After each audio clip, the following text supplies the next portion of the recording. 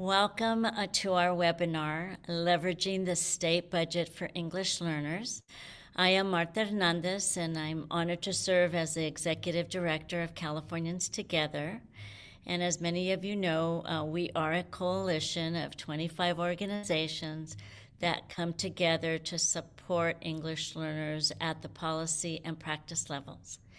And as many of you also already know, that California's 2022-2023 budget includes this historic $129 billion investment for TK-12 public education, including investments in critical programs such as learning recovery, expanded learning opportunities, community schools, as well as teacher preparation. So this afternoon, we are going to provide you with updated information on what budget items, district, teacher preparation programs and county offices should prioritize in order to enhance English learner programs and services. And so next slide, please. And so I just want to let you know about the logistics. It says Manuel Bunrostro, but again, I'm Marta Hernandez. And anyway, the logistics are that the webinar will be recorded and shared along with the slide deck and the resources at the end of the webinar. The chat is going to be monitored for questions and comments, so if you have questions, be sure to be active in chat. And there will be an opportunity for Q&A with the panelists. So after the presentations, we will ask the panelists to address your questions from the chat. Next slide, please. And so this is our webinar overview. We are going to provide a state budget opportunities overview. We'll focus on the federal ESSER III funds, and then we are going to engage in a panel discussion. And so we will have presentations from Montebello Unified School District regarding the bilingual teacher pipeline, from Oakland Unified School District on community schools and newcomers, as well as the Anaheim Elementary Unified School District regarding expanded learning opportunities. And then again, we will have the question and answer as well as a wrap-up. So at this time, on the next slide, I'm going to hand it over. Well, our presenters, of course, are going to be Shelley Homan, who is the Strategic Advisor for Californians Together, and she will be followed by Manuel Bunrostro, that's what he looks like, and he is the Associate Director of Policy at Californians Together. And so, Shelley, I'm handing it over to you. Okay, great. Next slide, please. Thank you, everybody, for being here with us. We wanted to really take this opportunity to let you know that there is so much in the state budget. Some of it's particular to English learners and some of it isn't.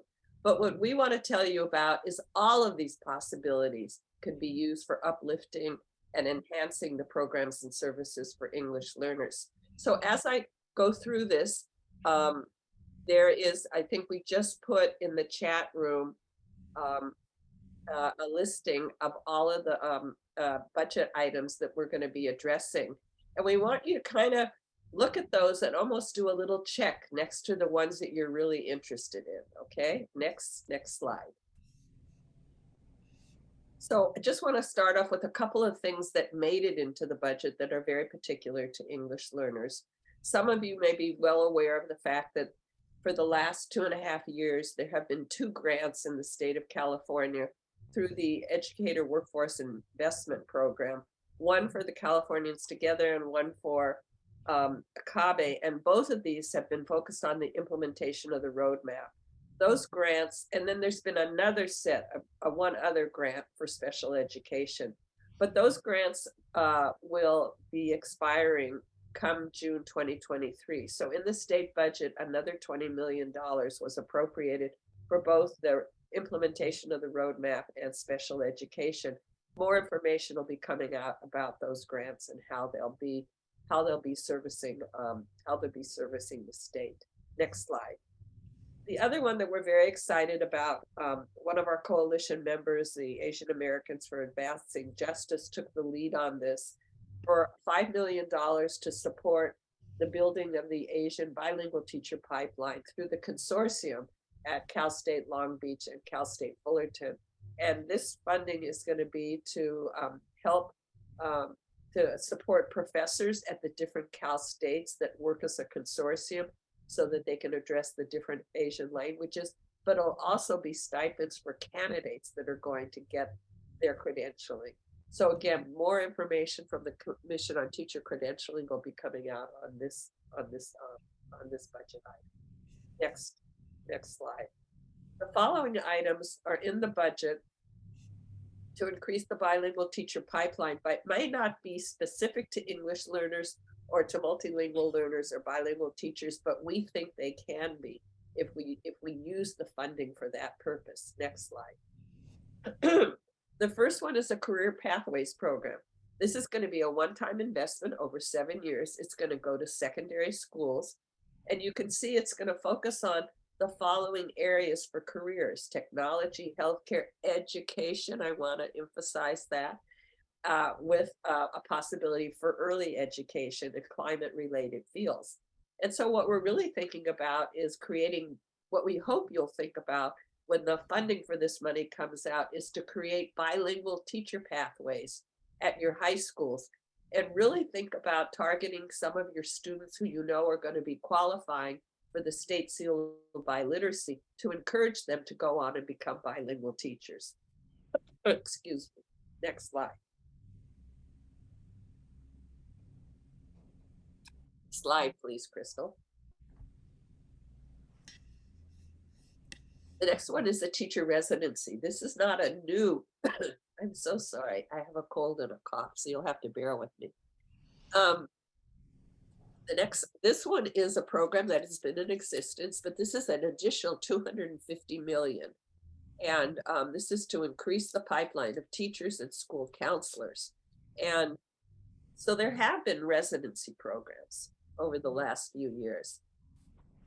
These are programs that school districts initiate with a local university. And what we're hoping is that your district think about a local university and talk to them and then submit a grant, submit a proposal to create a bilingual teacher residency program, to have new candidates available in your school districts. Then, oh, I'm so sorry, hold it. Okay, they anticipate that the RFA will be out in February 2023. The RFA will be coming from the Commission on Teacher Credentialing. Next slide.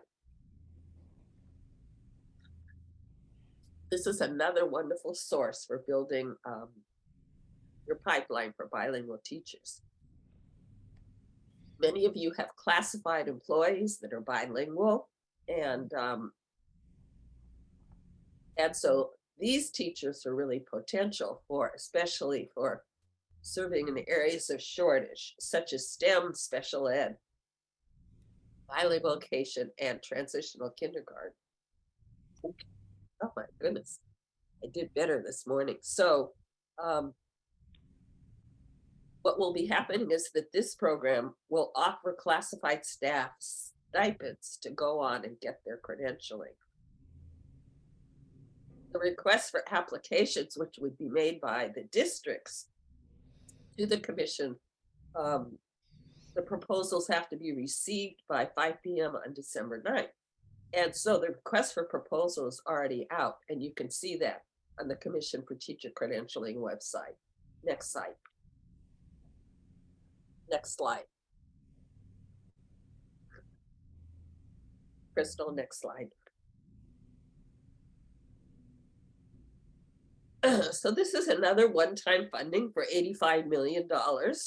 And this would create professional learning opportunities for pre-K through 12th grade teachers for implementing the science standards, the math framework, computer science standards, and the preschool learning foundations, which are being revised.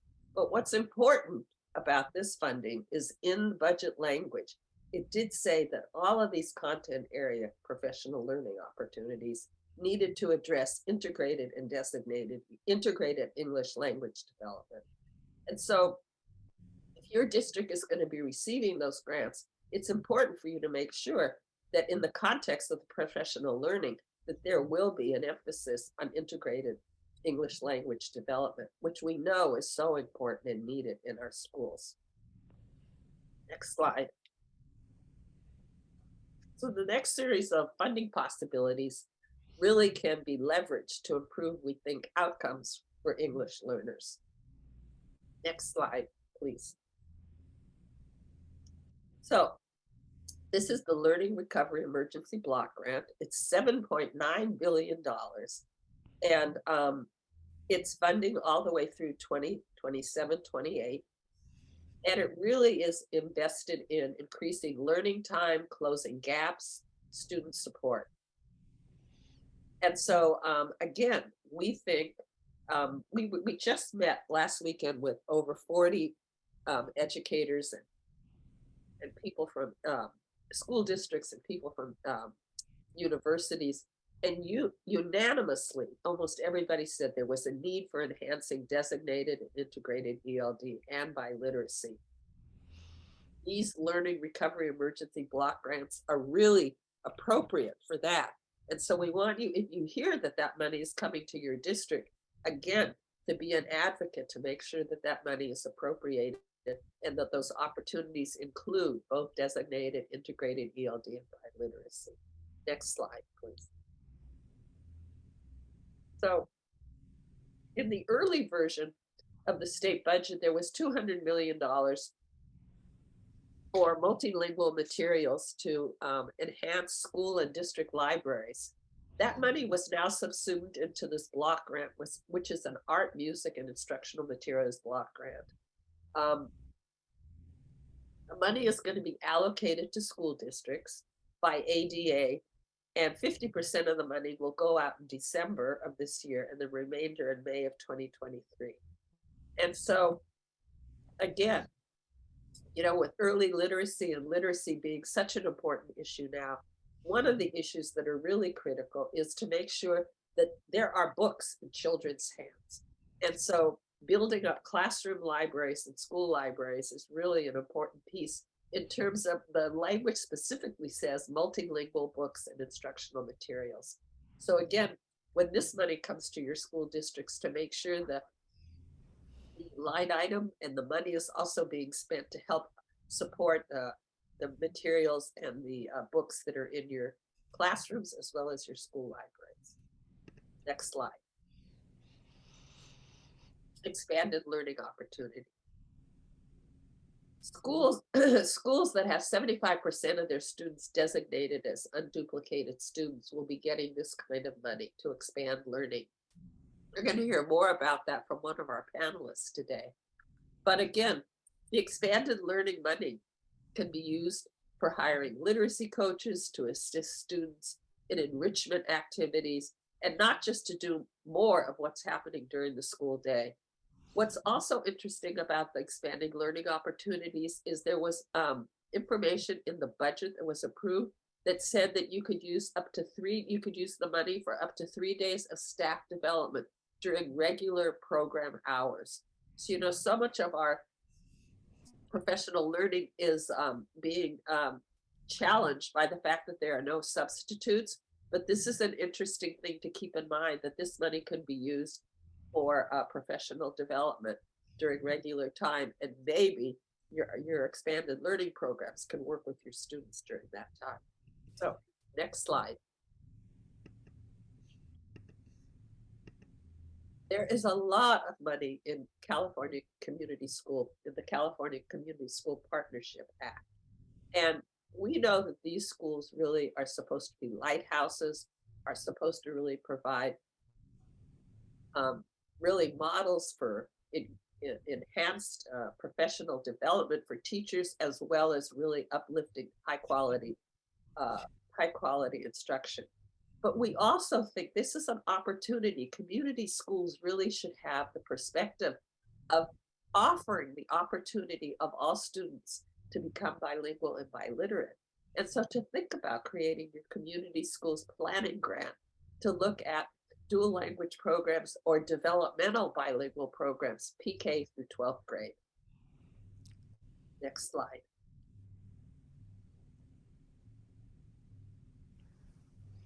This is a large grant also, the Educator Effectiveness Block Grant. The money will be going to districts, county offices, and charter schools.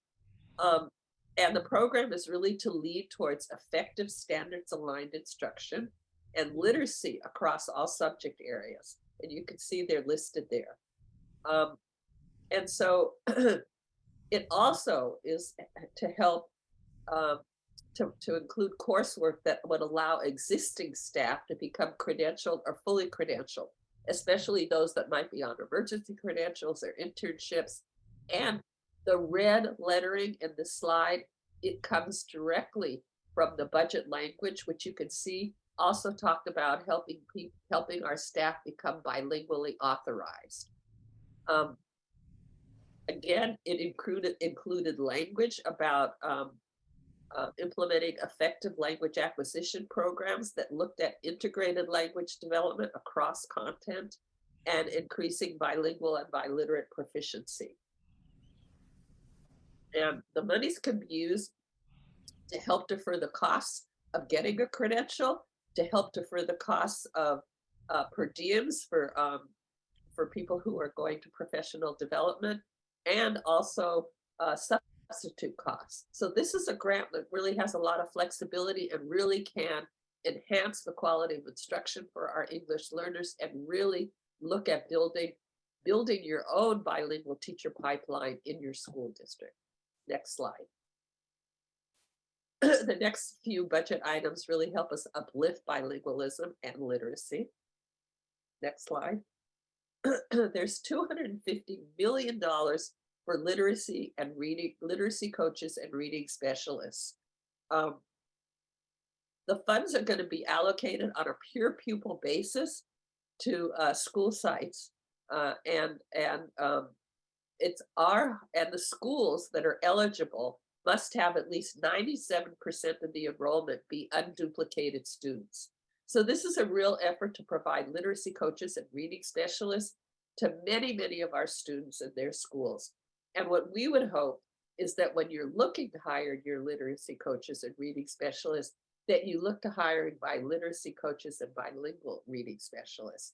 And that the Educator Effectiveness Block Grant can really provide the support for you to build the pipeline to having these bilingual literacy coaches and specialists.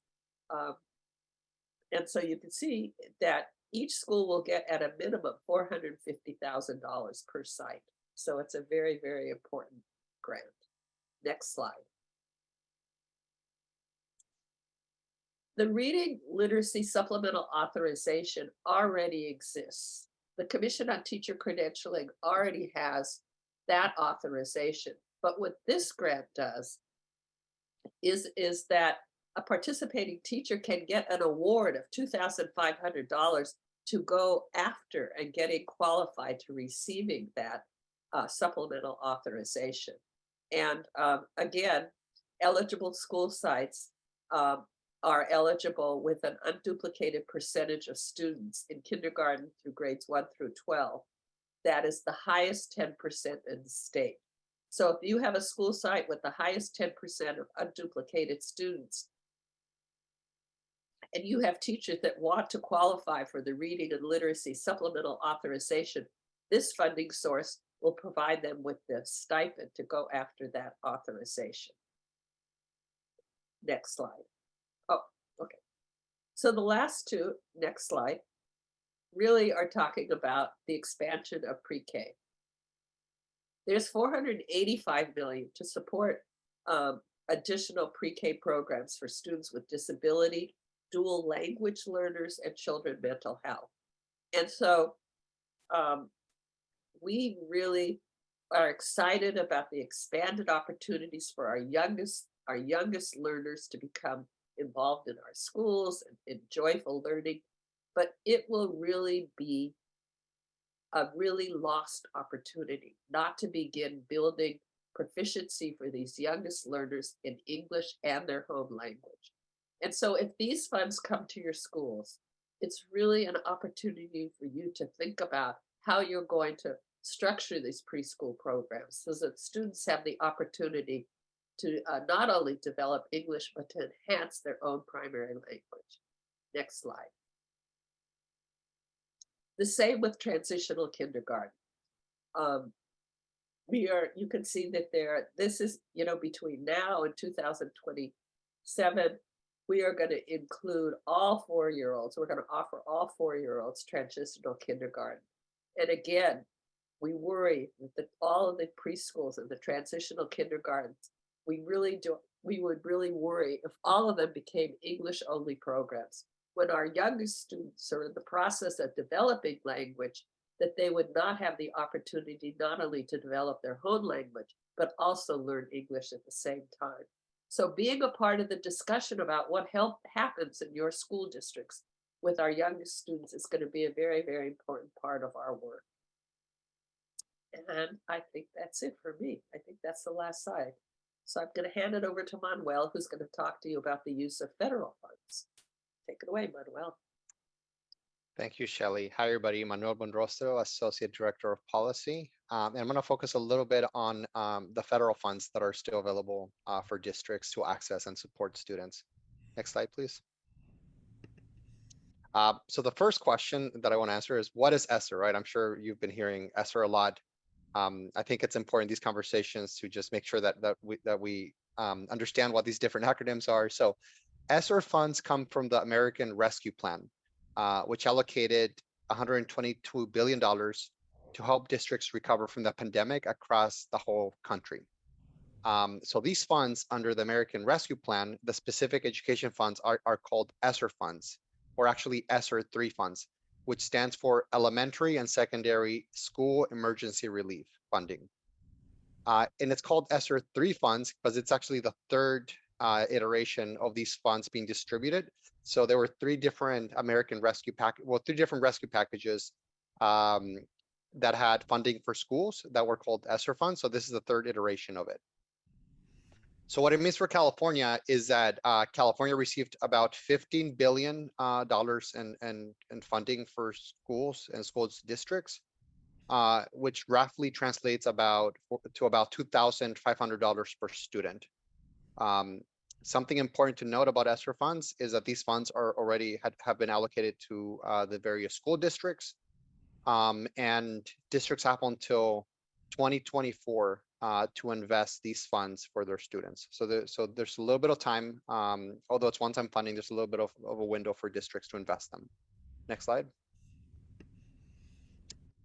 So what has been spent so far? So as I mentioned, as of districts have until September 30, 2024. If we look at the latest data that's available, it's about 1/4 of these funds have been spent by school districts. So there's still a lot of resources available as districts have developed their plans or are thinking about what investments to make with this funding. I'll share a link at the end of the presentation, but there's a dashboard that the group Edunomics from the George Washington University developed, where you can track funding, this funding and how much each district received on their dashboard. So you'll be able to see that at the end of the presentation when we share the different resources. And actually, Crystal just shared it on the chat as well. Next slide.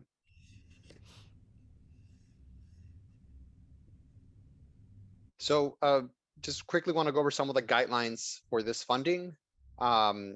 It's pretty flexible in terms of how districts can spend it, but the main thing to note is that this funding is meant to support districts address the disproportionate impacts of the pandemic.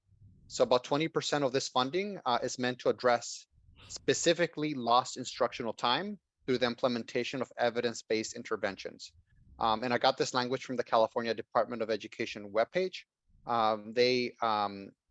They outlined a few of the investments that could be included within this 20%, which range from summer learning or summer enrichment, extended day.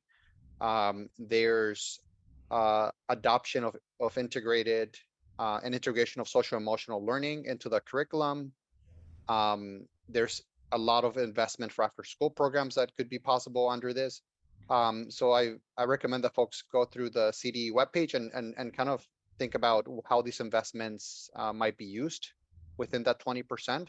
But I think something important to note as we talk about this federal funding and the presentation that Shelley just made is that there's a lot of overlap, right? So there's a lot of investments that could be made with a mix of these funds that can really be leveraged to support our English learners and also our immigrant and refugee students that are coming to our schools. The remaining 80% of ESSER funds may be spent on a broad range of activities that help districts prepare for or in this at this point respond to the impacts of the pandemic. In that range of activities, you can read what it looks like in the CDE webpage, but it can include things from additional learning supports. It can include infrastructure spending for districts. But the main message is that although there's requirements for this funding, there's still a wide range of uses for this federal funding for districts. Next slide. And the main message that we want to leave you here with is that the ideal way, as we think about this one-time funding, right? After 2024, this funding will go away. We're hoping that districts are thinking about making investments that can really set up their schools for continued and sustainable success after the funding is gone. Because at the end of the day, this is not something that we can count on as sustainable funding. And we also hope that this is something that districts are targeting to their highest need students, because that's very important when we think about equity and pandemic recovery. It's about making sure that we invest additional resources to the students that were really impacted the most, and that does include our English learners. So we have 3 recommendations for districts to think about and for you as school leader advocates to think about as you think about the best ways to use these funds. Number 1, we hope that these funds are invested to establish evidence-based programs. And one of the programs that I think counts as an evidence-based program would be the creation of dual language immersion programs, as an example.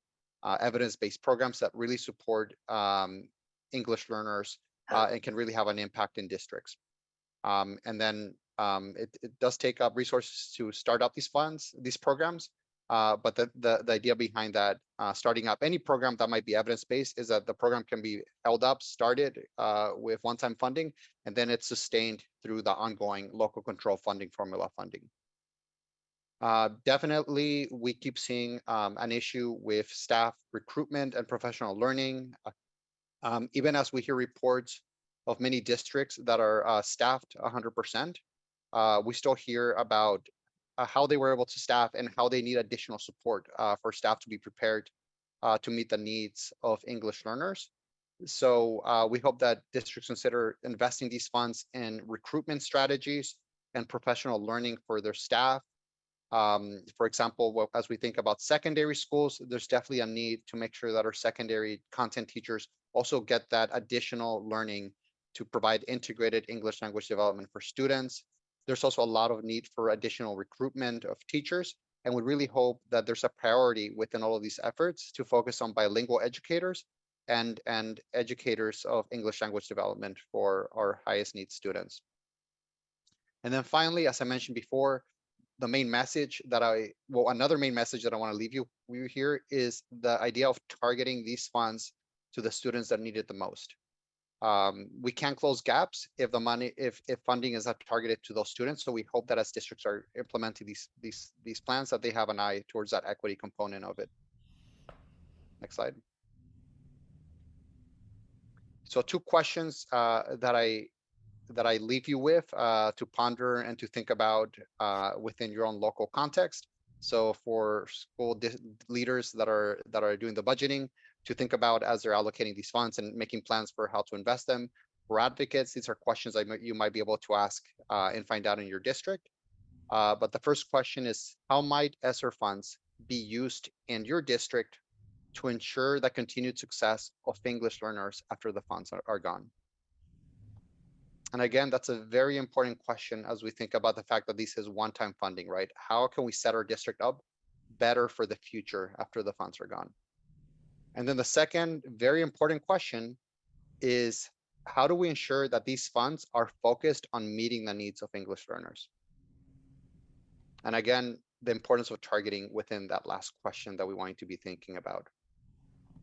And then in this last slide, I want to leave you with a few resources that you can access to learn more about the funds that are already in your districts. So the California Department of Education has an America Rescue Plan Act funding webpage, which focuses on their guidance for the use of these ESSER III funds. So we encourage you to take a look at that. The Edunomics lab, as I mentioned before, has a breakdown of district spending. So there you can look at the spending in the different states. But if you click on the California as portion of that webpage, you can get a breakdown of how much funding was allocated to each school district. So you can find out how much of this federal funding was allocated to your school district, how much has been spent so far, and how that funding has been spent in several broad categories that they have identified. And then finally, the Education Trust has a few resources in the form of reports for you to take a look at. They were both released in October of this year, so just released a few weeks ago or last month for that matter. So the first report that they released is how states can use American Rescue Plan funding and federal grants to support teacher diversity. And the second report is a school district guide to advocating for equity in America Rescue Plan spending. Thank you. And with that, I'll hand it back to Marta Hernandez. Thank you very much, both Shelley and Manuel. And so now, I have the pleasure of introducing our panelists who represent, of course, their school districts, and they are going to highlight programs in their districts. So first, I would like to introduce Kevin Yuen, who is the Assistant Superintendent of Educational Services and oversees curriculum, instruction, assessment, professional learning, and many award-winning programs for the Montebello Unified School District. So welcome, Kevin. We also have Leticia Alvedres, and she has served as a classroom teacher, a reading specialist, a project director, assistant principal, and principal. And currently, Leticia is the Director of Educational Services, again, for the Montebello Unified School District. And then rounding out the team, we have Miguel Valencia, and he has served as a bilingual classroom teacher, an adult school teacher, project director, elementary school principal, and now serves as Director of English Learners, Equity, and Innovation for the Montebello Unified School District. Afterwards, we're going to have a presentation by our next panelist, David Hansen, from the Oakland Unified School District. He has served as a math teacher and as an administrator, and in his current role, he is the director of the Learning Lab at Oakland International High School, and he works to advocate for and uplift best practices for serving newcomer students. And then finally, from Anaheim Elementary Unified School District, we have Mary O'Neill Grace, and she has 2 decades of administrative experience as a vice principal, an elementary principal, director of PK6 curriculum and instruction, and she is currently the assistant superintendent for educational services, where she oversees 24 PK through 6 schools, providing leadership and support to teachers and administrators. And I need to mention that all 24 schools in Anaheim Elementary have dual language immersion programs. And so we're going to begin with Montebello, and I'm going to hand it over to Kevin. Well, good afternoon, everyone. It's a pleasure to be here, and thanks for inviting us to share about our journey and our process in writing and securing the Early Education Teacher Development Grant. Next slide, please. So again, my name is Kevin Yun, and I'm the Assistant Superintendent of Educational Services. And with me are Leticia Alvedres and Miguel Valencia, who were both instrumental in helping us apply for this grant and also helping us implement this grant. Next slide, please. So just to give everyone some background, the UPK implementation is a part of California Department of Education's preschool through third grade alignment initiative. And this initiative is all about supporting strategies for both horizontal and vertical alignment and coherence across the grade levels and systems.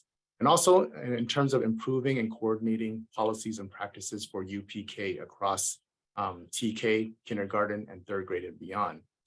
So we know that there's been a difficulty and a challenge with securing early education workforce. And in California particularly, it's been tough, especially with the COVID-19 pandemic. And this is where this grant comes in. So this grant was really established to help us increase the number of highly qualified teachers and to provide training and professional learning, to increase the number of qualified teachers for state preschool, for TK, and for kindergarten. We really also use these funds to help us support our dual language learners, to help create inclusive classrooms, to help with students' social emotional learning, and also just a lot of best early learning practices. Next slide, please.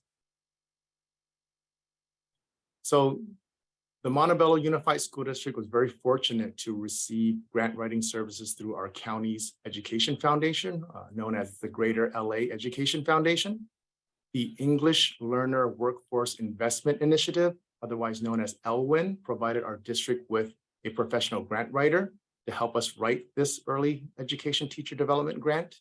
And one of the conditions of receiving the grant writing services was that we focus on multilingual learners, which includes English learner support and also dual language instruction.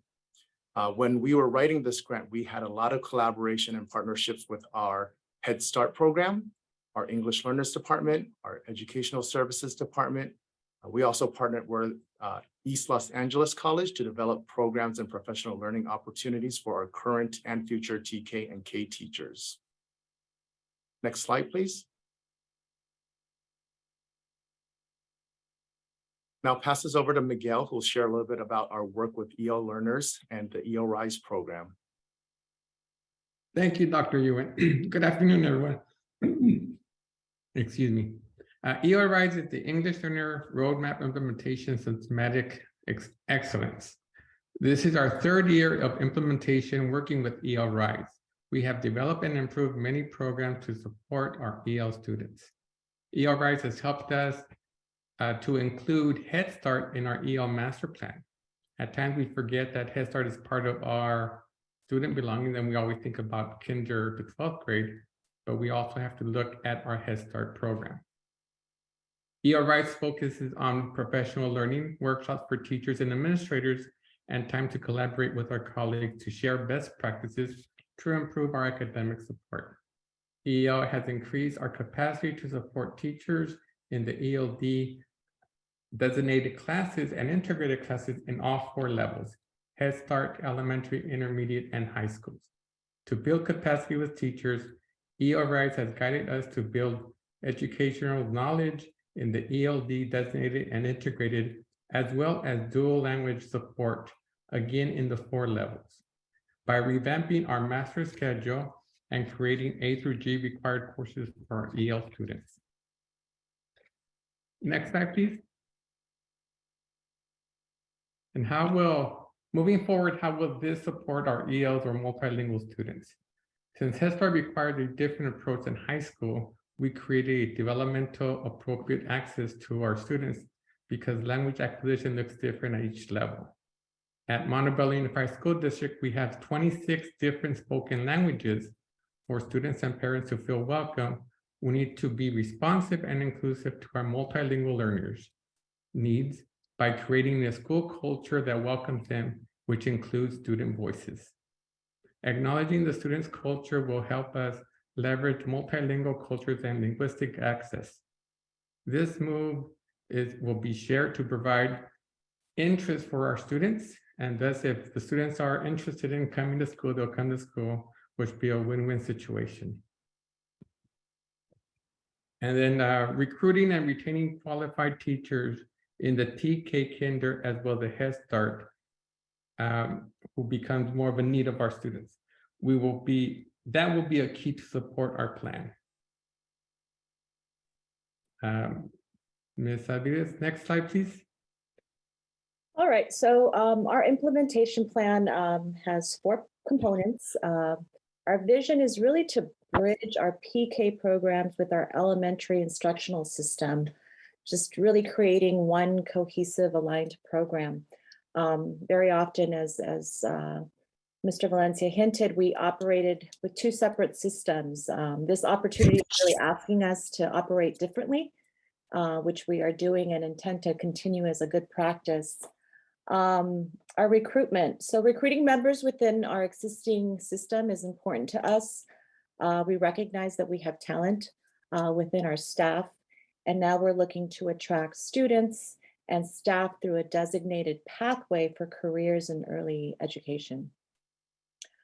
Our professional learning strongly aligns with our offerings in our K-12 system.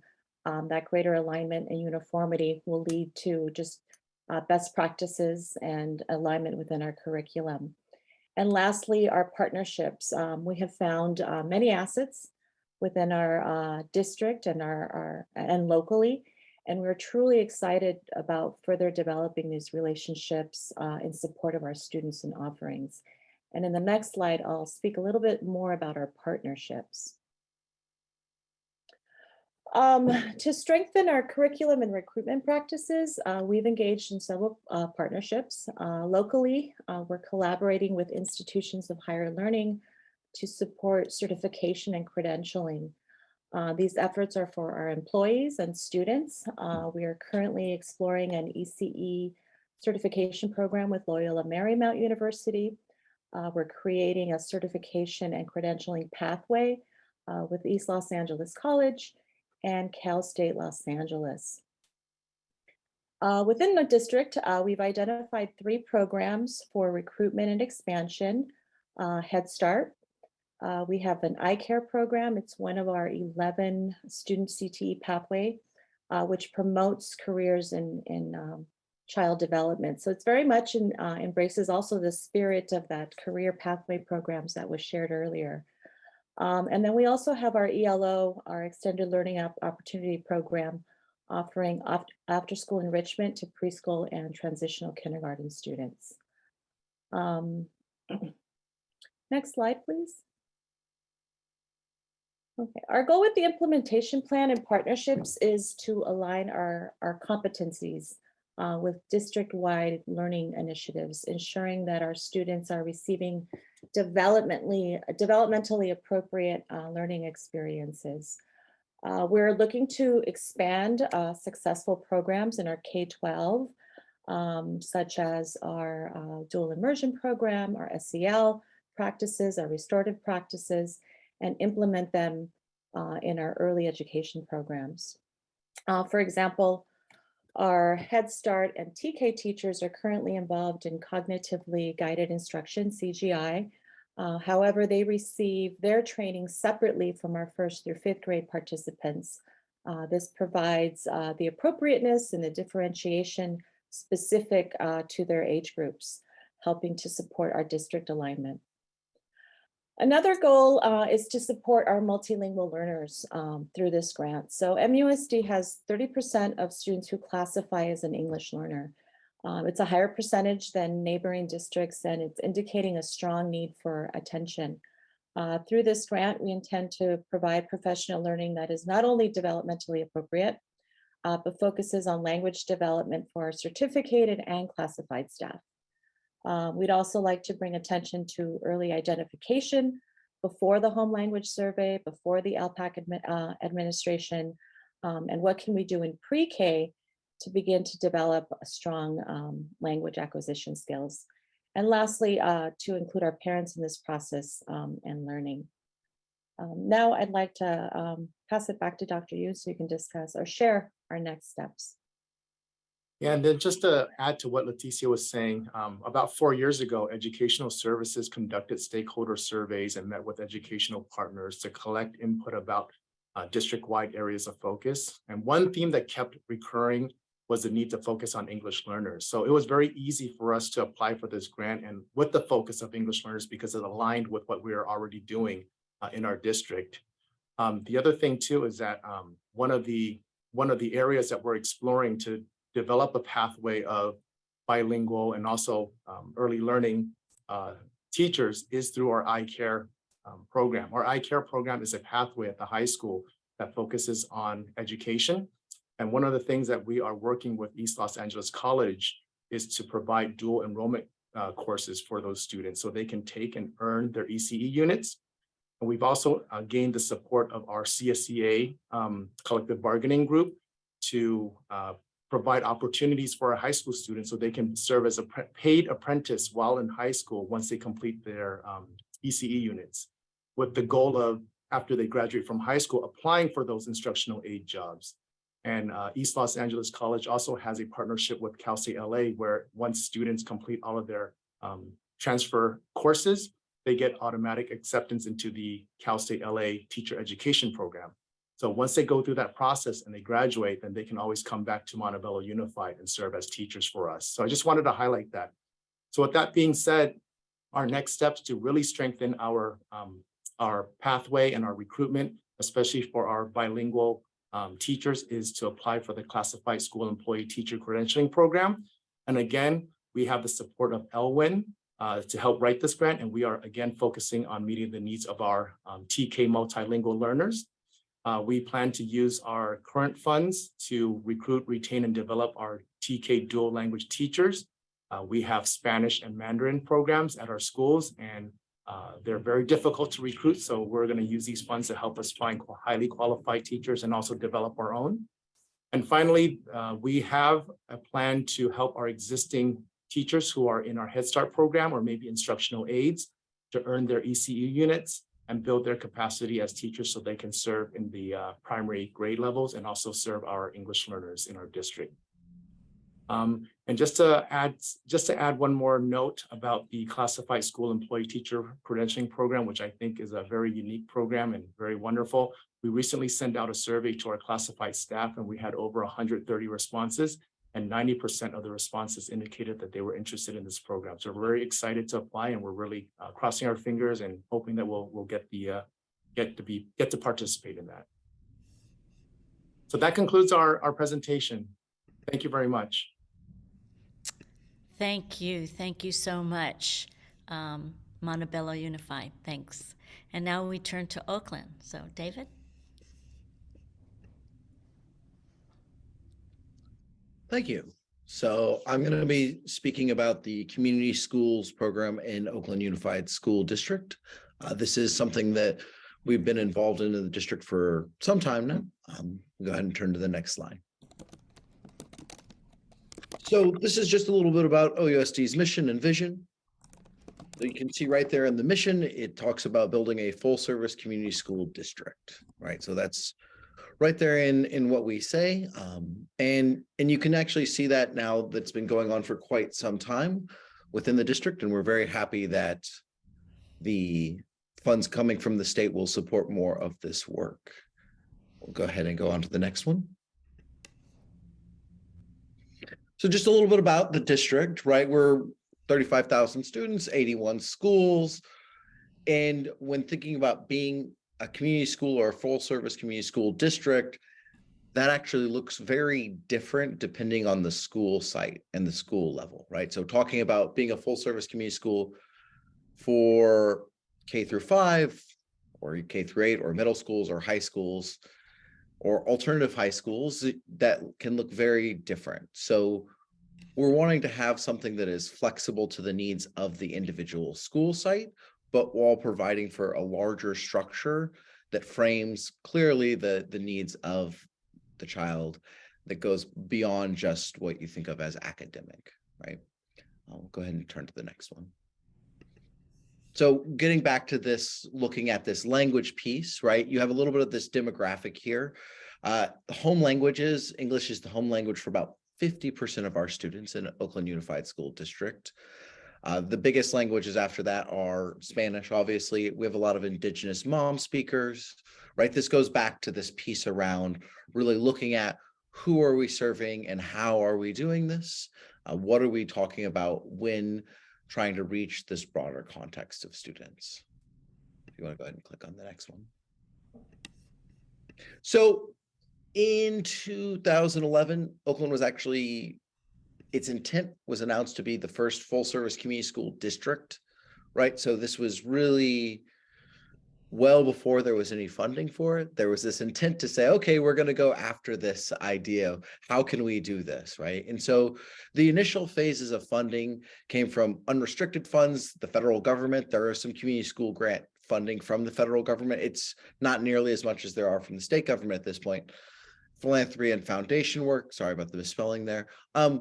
So this was for many years when we're talking about this work, right? It was coming up with the framework and the model, trying it out on a small scale, right? Trying it out on specific school sites that had high needs and high interests, and really coming up and figuring out, okay, what are the things that are different about a community school, right? What are the positions that we need to hire for? What are the roadmap for success so that we can bridge out into more programs and more schools? We'll go ahead and click over. So this is a really extensive list. So if you go on to our district website and you say, what does a community school do? It will provide you this rather overwhelming lists of different things, right? You've got pretty much everything under the sun that is non-academic can sit under a community school. So at a particular school site, and I'll just use one that I've worked at for many years, our community school manager was also in charge of the after-school program. Restorative justice sat within their purview, right? Nursing, health education, culture keepers, the actual mental health services, right? Sports. And general wellness, both for staff and for students. So all of these different things that you're sort of seeing on this list here can sit within a community school. And it can be a little bit overwhelming, I think, for a school to really start from zero and say, okay, well, we want to do all of these, or how do we integrate all of these? So I think it's really important to have the framework of, what is the administrative structure, right? Where does that administrative structure sit within a school, and what is that structure holding? So we can go ahead and click over to the next one. So when we talk about the administrative structure for the district or for an individual school site, the first level is we have what are called community school managers. So community school managers is a position, it's an administrative position that is, I would say, on similar footing as an assistant principal, right? And they're more or less handling all services that are non-academic related services, all partnerships that are non-academic related partnerships.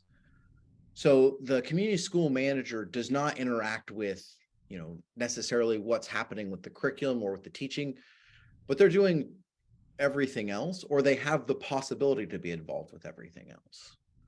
So at the school site that I spent most of my time, our community school manager, has been there now for, we've had one, I think 10 years at Oakland International High School, where I spent most of my time.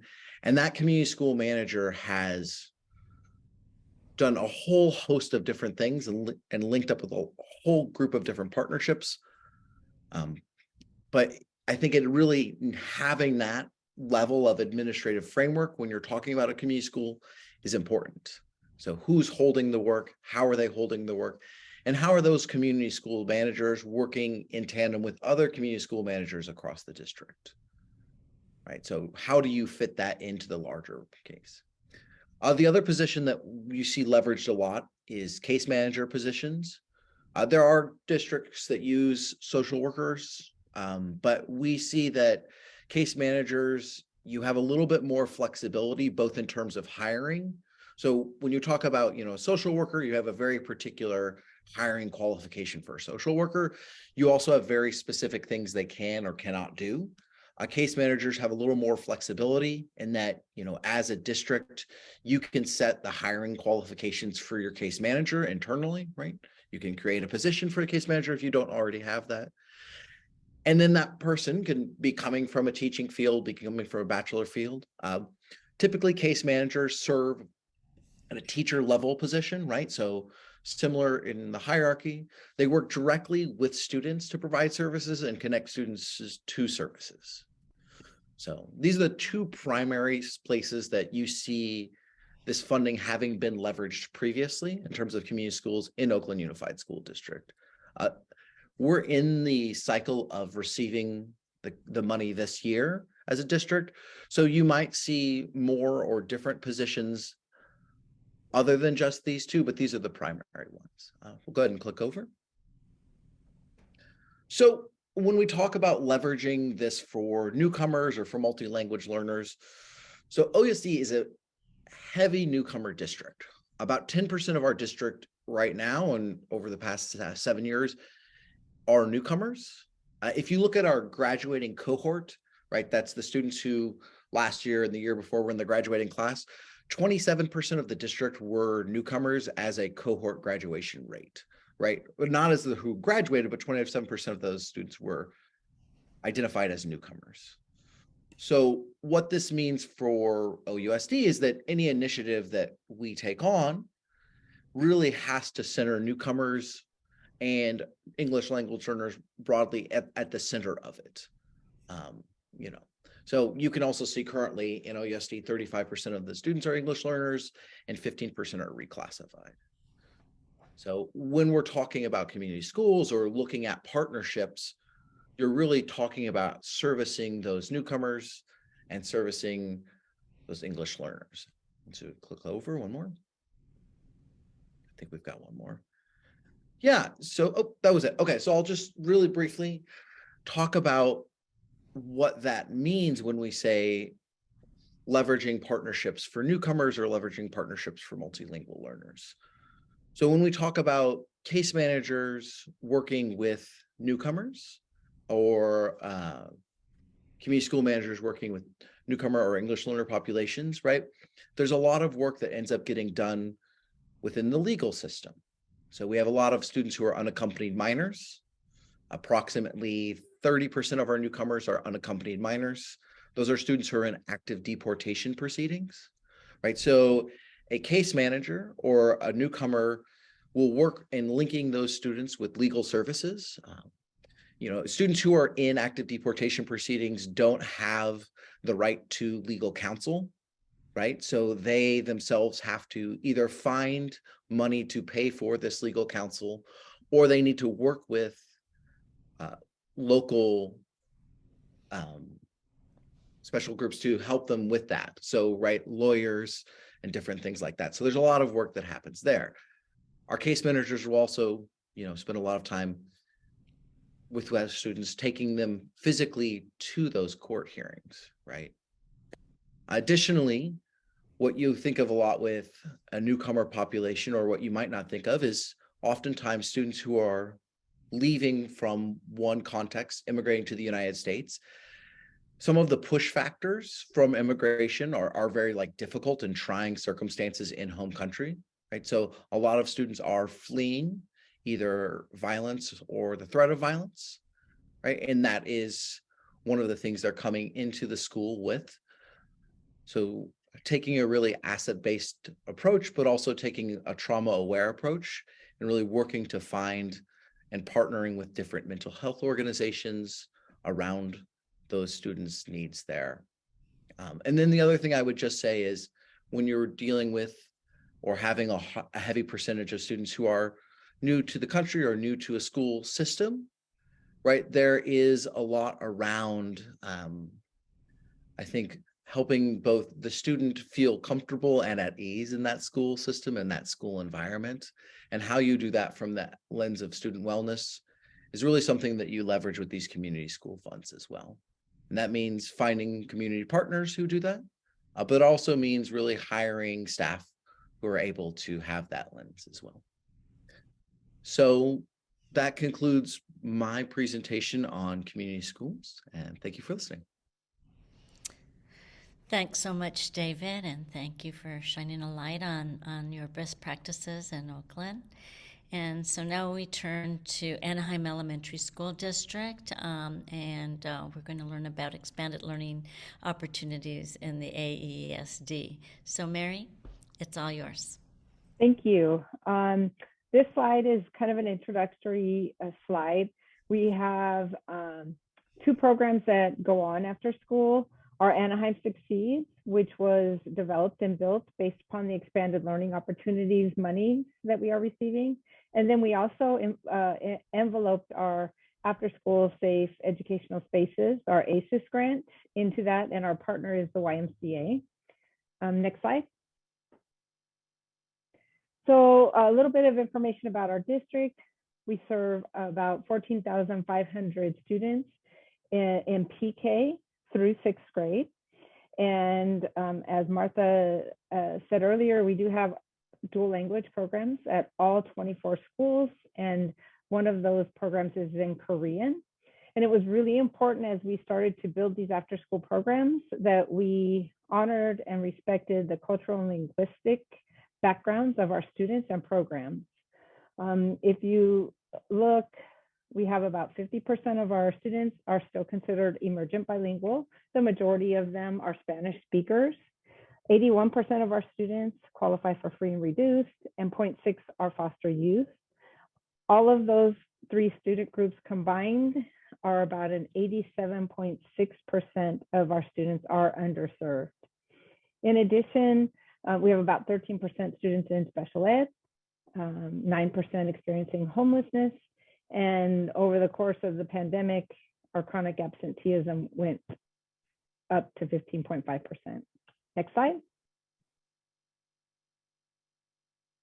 So here is our after-school program in a nutshell. So the purpose of the grant was to provide a 9-hour day for our students that could encompass before school and after school programming.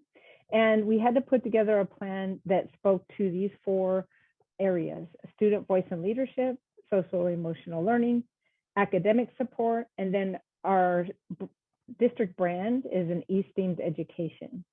So under student voice and leadership, all of our school sites provide customized programming for their students after school.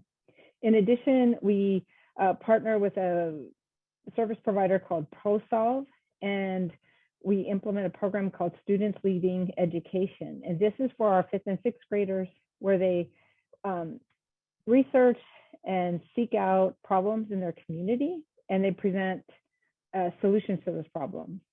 And also very exciting is our Advantage Communication, which is a speech and debate program. For social emotional learning, we partner with our Western Youth Services and provide mental health, as well as CF Fitness and 100 Mile Club to provide physical activity. As well, for academic support, we have partnered with a tutoring company, and we also provide programming for our TK and K students after school with a partnership in Champions. In our esteemed focus, we offer Arts Teach, which are culturally and linguistically appropriate assemblies and performances after school through the Segerstrom Performing Arts.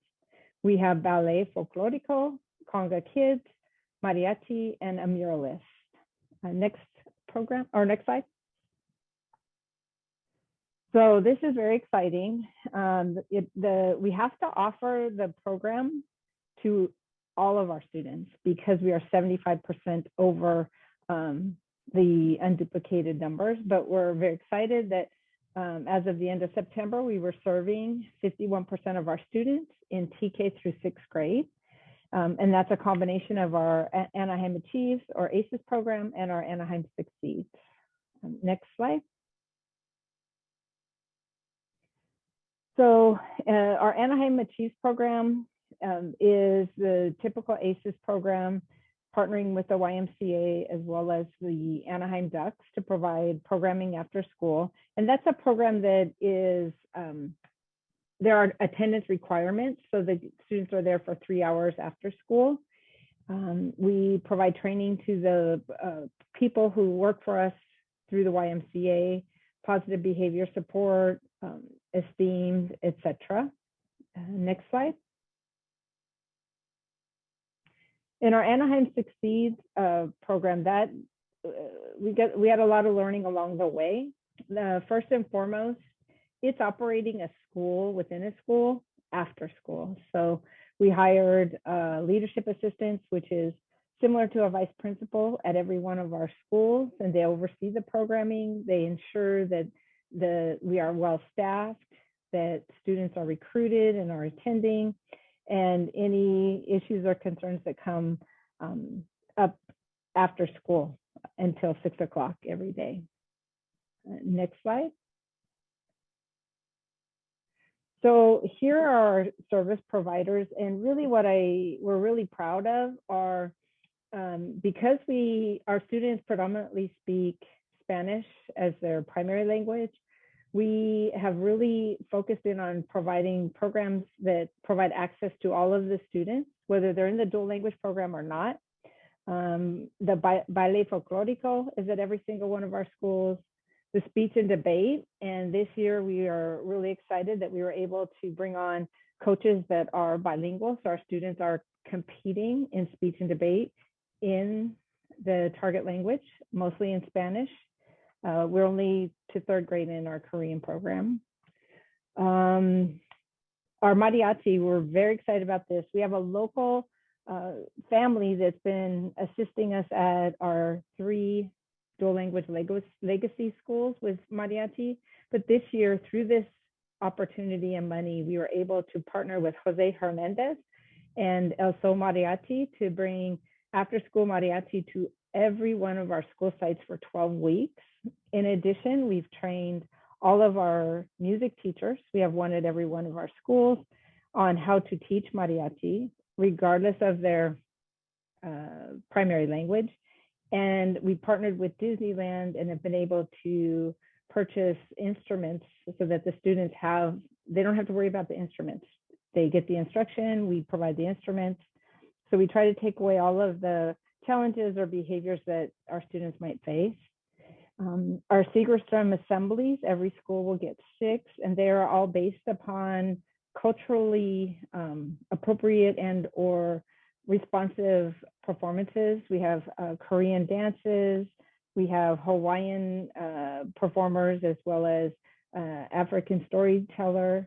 And then finally, our Conga Kids assemblies.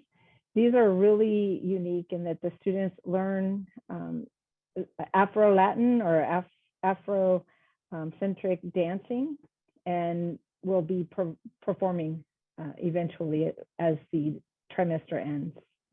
Next slide. So these are just some of our providers. Our Champions program is TK specific and is providing developmentally appropriate activities for our students after school. Our mental health provider, Western Youth Services, our fitness provider, and then our academic tutors after school. They predominantly are assisting students with their homework, as that's been a big request from our parents, so that by the time our students do get home, they can enjoy family time at home with their families. Next slide. So this is exciting too, our mariachi. That's one of our first groups that got started. Our SLED program, which is the students are problem solving. Very happy that most of our kids at our schools are participating in the 100-mile club, which was really important after the pandemic, as many of our students were at home and didn't have the opportunity for physical activity. And we have 3 of our schools have been working with a muralist. The students come up, they present ideas, color and design, and the muralist creates a mural, and you can see where students help them fill in some of the pieces to the mural. Next slide. And then finally, very proud, recently in the city of Anaheim, we had a citywide Dia de los Muertos where our Ballet Folklorico students performed. And the student on the right is our first student who recently, last weekend, participated in Santa Ana at a speech and debate club. event, and she received first place trophy in Spanish. So we really wanted to focus on enriching our students' opportunities after school and keep the focus on academics during the school day. So next slide. And there's our Seeker Storm assemblies. Again, they're fun, they're outdoors, they're interactive with students. So I believe that's the end of my presentation, and I thank you for this opportunity. On the last slide are some contact information. We have a director of our student, family, and community engagement, and she's overseeing our after school program. So you can reach out to her or me for follow-up or more information. So thank you. Thank you so much. And so just question and answer with the panelists. Just have a couple of questions, really, asking any of the districts if you are looking at applying for any of the new funding sources to enhance your existing programs or to add others. And also, how do you recruit teachers and paras to participate? So I don't know if any of the districts would like to respond to that. I can. Oh, go ahead. Oh, sorry about that. For, in our after school program, our first group of people that we want to bring on to work with our students after school are any of our current employees, including our classified staff, whether they're IAs, our campus supervisors, our LMAs, because they have those relationships with the students and can continue to, build on their interests. So we first and foremost try to recruit staff within for after school, and then seek out service providers. Okay. I'll just share one thing from my perspective. So we've created a few classroom adjacent positions within the district to support newcomer students. One of them is called a newcomer assistant. It's essentially a paraprofessional that works with newcomers specifically, students specifically. Those roles are meant to be stepping stones to other roles. So newcomer assistants positions will then transfer into case managers and teachers. And so when we hire someone in a newcomer assistant position, we will all be working with them to help move them into either becoming case managers or into looking at going into a teacher credentialing pipeline. Okay. So are any of the three of you looking at applying for any of the new funding sources? Kevin? Yeah, we are writing our classified program application right now. Okay. And then when the teacher residency program opens up again for their next round, we're going to apply for that as well, with the goal of just increasing our workforce, especially with those working with our EL students and our dual language students as well. Okay. And in Anaheim, we are working with our county on the teacher workforce. We feel very fortunate and we felt like we had some foresight, and we already were offering TK to all students that would turn 4 in the school year, regardless of whether or not we got the ADA, because we knew it was what the community needed. So we have a few preschool teachers that may be seeking their TK credential, but we're fully staffed there, and proud to say we have 10 of our TK classes are also dual language. So we are working with our teacher pipeline with Cal State Fullerton. We continue to fund our teachers internally who are either bilingual and need to receive their authorization, and or heritage speakers that want to go through and get the credential. Great, thank you. So I don't see any other questions specifically to the districts. And so I'd like to put the slideshow again. We have kind of like a poll that I would like to have everybody engage in. And so just a closing poll, but we want you to respond in the chat. And so, to our districts and to those of you who are listening in, which area would you like to explore more? And so we have a variety of areas, right? From, teacher pipeline to the arts, music, instructional materials block grant. But if you could let us know which ones you would like to explore a little more, that would be very, very helpful. And if you could just put that in the chat, we would appreciate it. I want to, again, just say thank you to our 3 school districts and to our panelists for taking the time to share their programs and their innovations and, their vision for the future. And, we really appreciate your participation this afternoon. So thank you to our audience for entering your, areas that you are interested in. It will help us in terms of future webinars, etc. And I think that with that, we will conclude the webinar. And again, much appreciation to all of you for spending this time with us. Thank you.